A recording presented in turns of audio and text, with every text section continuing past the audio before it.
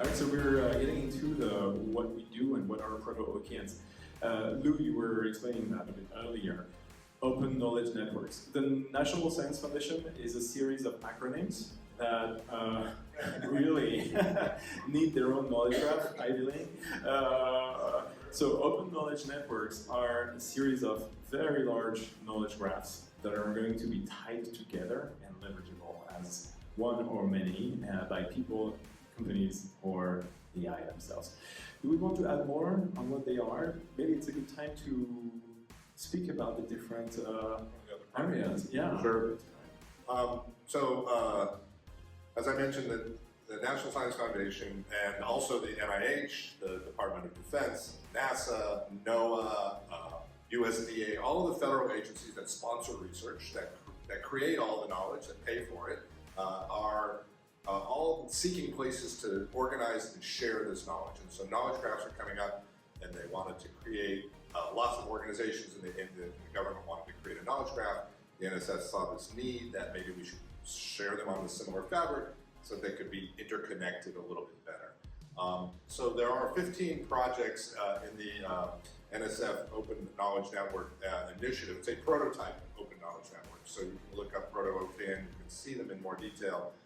Some of them are on, obviously on climate, some of them are on health and biology, some of them are on social justice. The National Institute of Justice have a large handgun violence database that is very hard for people to access. Some of these are just databases, but they are not necessarily semantically connected. So the thing about semantic web, which is it's what Tim Berners-Lee started working on after he invented HTTP and HTML back in CERN, back when I was alive, and you probably weren't.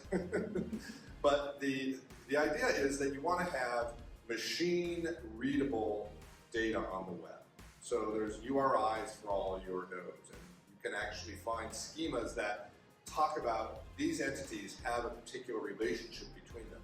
By making that emerge as rather than just here's a bunch of data, from Google, what do they say? Google says from strings to from strings to things. From strings to things, right? The idea that you want to actually have semantic knowledge about the tokens that you're moving through your models.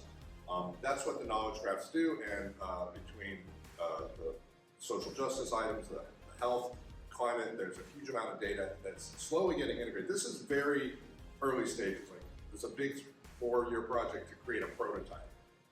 So it's going to be a slow, sort of a slow growth. And everybody now is sort of turning to LLMs, turning to AI.